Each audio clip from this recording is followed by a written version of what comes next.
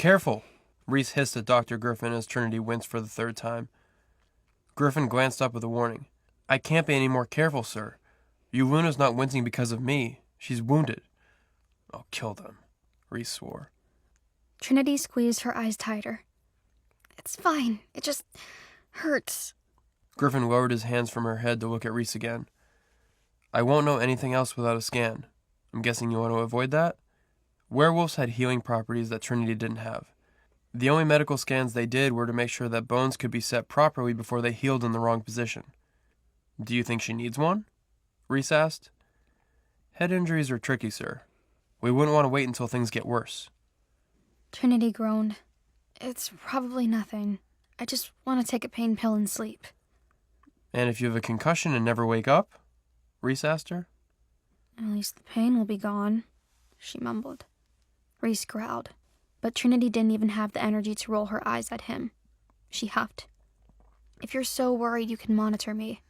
Wake me up if I stop breathing. Not funny, little bunny. Griffin chimed in.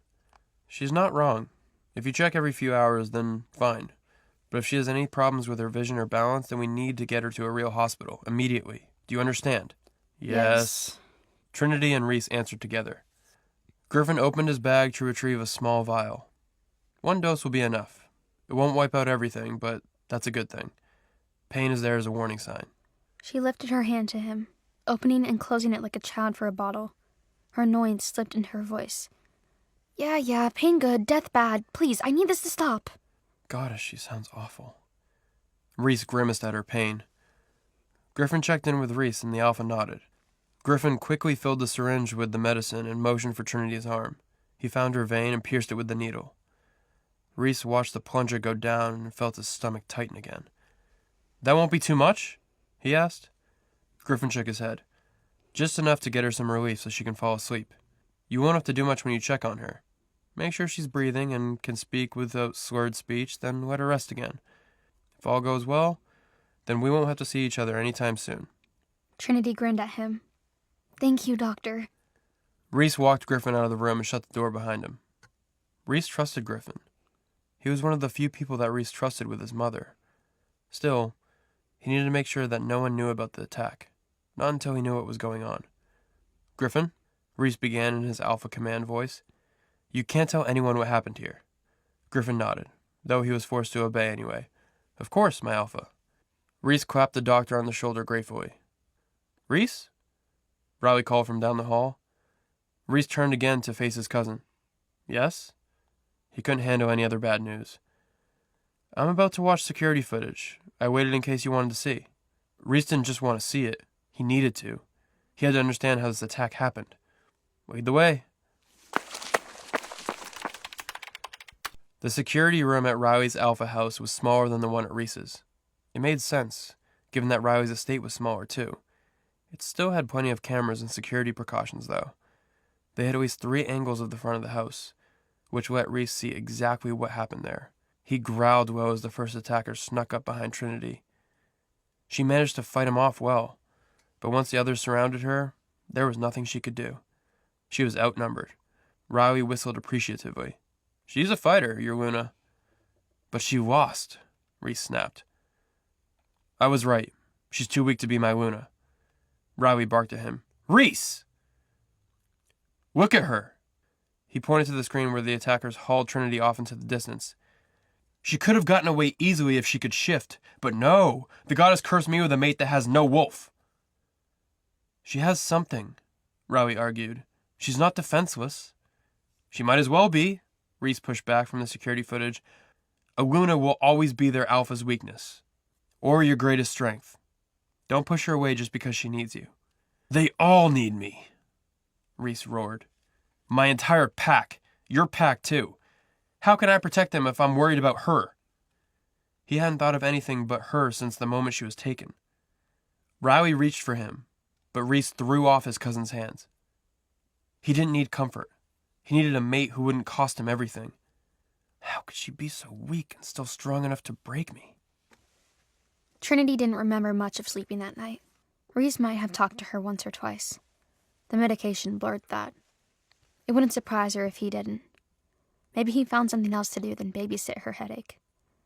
She felt better by morning, though. Her head still hurt, but it didn't pound.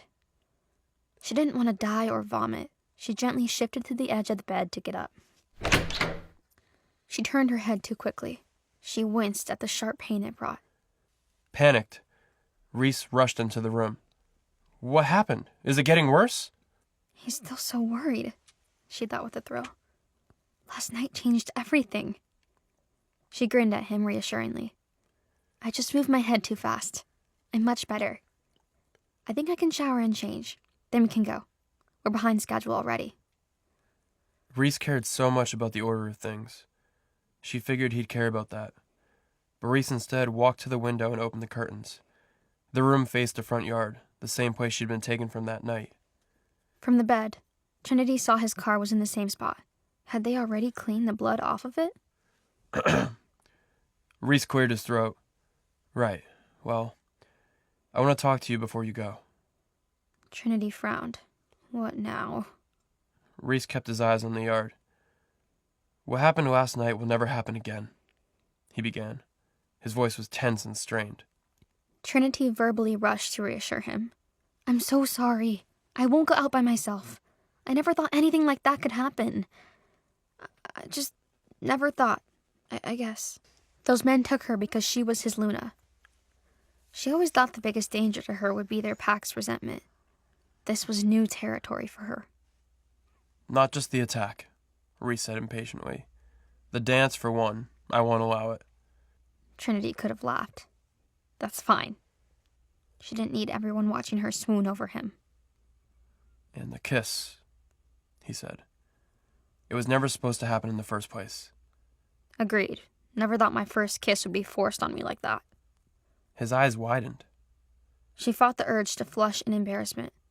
She didn't need to be embarrassed. Plenty of people waited until they found someone they actually wanted to kiss and touch. She mostly felt embarrassed that a part of her wanted to do it again. He barreled on. Last thing. I won't save you next time. Trinity's heart sank at those words. He spoke faster at that. Either you save yourself, or don't put yourself in a reckless situation, or call your guards. She dropped her eyes to the floor. Did he really hate her that much? After all this? I'm sorry I'm such a burden to you, she said. He scoffed in disbelief. You're more than a burden. Her eyes snapped up to meet his in shock. Reese's eyes were filled with anger and disgust. You take and take. Your party, your rescues, and even this conversation is trying every piece of me. How could the goddess do this? How could anyone... How could anyone what? She demanded. Tears welled in her eyes, and she blinked them back defiantly. Love someone like you, he finished. Everything in her shattered. Thank God she was already sitting, because she would have fallen to the ground otherwise. She had no words. No comeback to the one question that she asked herself her entire life. Her mother hadn't loved her long enough to stay alive. Her grandfather hadn't loved her at all. Her mate, the one wolf meant to love her, sneered at the thought of being there for her. He told her before that they would never be anything. But what was she supposed to think after last night? He held her like a lover. He kissed her with a heat that she could still feel underneath her skin. But none of that mattered to him. None of that changed anything. I wish I'd never woken up, she thought. Last night, even with the throbbing pain, for one moment, she was the Luna worth staying up for. Now she couldn't imagine why anyone would try to put up with her. She rose from the bed on shaking legs and forced herself to meet his eyes again. How could anyone love her? I guess we'll never know, she said. I'll meet you in the car. She raced to the bathroom, slamming the door shut behind her. She managed to get the shower on full blast before the tears fell. Then she sobbed so hard that she forgot about all the pain in her head. The one in her heart was much, much worse. Don't let your excitement die! The full audio series is on the Pocket FM app. Tap the link in the description to install now.